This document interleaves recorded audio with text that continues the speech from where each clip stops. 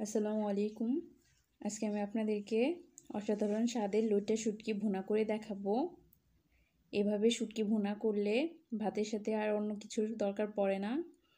যারা শুটকি পছন্দ করেন তারা এইভাবে একবার ট্রাই করে দেখবেন, আশা করছি ভালো লাগবে।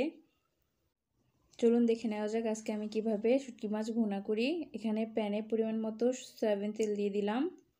তেলটা গরম হয়ে আসলে এখানে শুটকি দিয়ে দিব। শুটকিগুলোকে আমি আধ ঘন্টার মতো গরম পানিতে ভিজিয়ে রেখেছিলাম, এতে করে শুটকির গায়ে যে কালচে ময়লা থাকে বা আষ্টে থাকে এগুলো উঠে যাবে, আর শুটকির এক্সট্রা গন্ধটাও অনেকটা চলে যায় গরম পানিতে ভিজিয়ে রাখলে।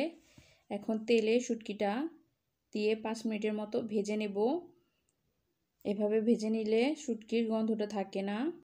ভাজা হয়ে গেলে শুটকিগুলো উঠিয়ে নেব। এখন ওই প্যানে 3-4টা রসুনের বড় কোয়া আমি মাঝখান থেকে কেটে দিয়ে দিলাম, আর 2টো পেঁয়াজ কুচি দিয়ে হালকা ব্রাউন করে ভেজে নেব। পেঁয়াজগুলো যাতে পুড়ে না যায় এজন্য কিছুটা পানি দিয়ে দেব। পানি দিয়ে এক এক করে সব মশলা দিয়ে দেব।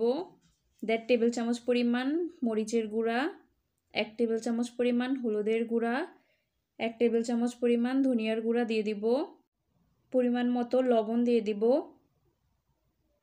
এখন মশলাগুলোকে ভালোভাবে মিশিয়ে নিয়ে 1 টেবিল চামচ পরিমাণ রসুন বাটা দিয়ে দিব। পেঁয়াজগুলোকে যখন ভেজে নিয়েছি ওই পর্যায়ে রসুন বাটাটা দিয়ে দিবেন। আমার দিতে মনে ছিল না তাই আমি এই পর্যায়ে দিয়ে দিলাম। এখন আরও 5-6 মিনিটের মতো মশলাটাকে আমি কষিয়ে নেব। এই পর্যায়ে এগুলো যত ভালোভাবে কষাবেন শুটকি মাছের ভুনার টেস্টটা তত বেশি ভালো আসবে। এই পর্যায়ে ঝোলটা অনেকটা শুকিয়ে গেছে। এখন শুটকিগুলোকে দিয়ে আরও 2-3 মিনিটের মতো এভাবে ভেজে নেব। কিছুক্ষণ ভেজে নেওয়া হয়ে গেলে সামান্য কিছুটা পানি দিয়ে আরও কিছুক্ষণ কষিয়ে নেব।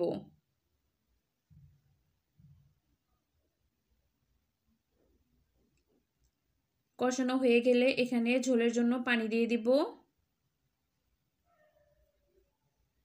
শুটকিগুলো যাতে ভালোভাবে সেদ্ধ হয় এজন্য একটু বেশি পানি দিয়ে দিলাম। এখন ঢেকে আরও 5-6 মিনিটের মতো রান্না করে নেব।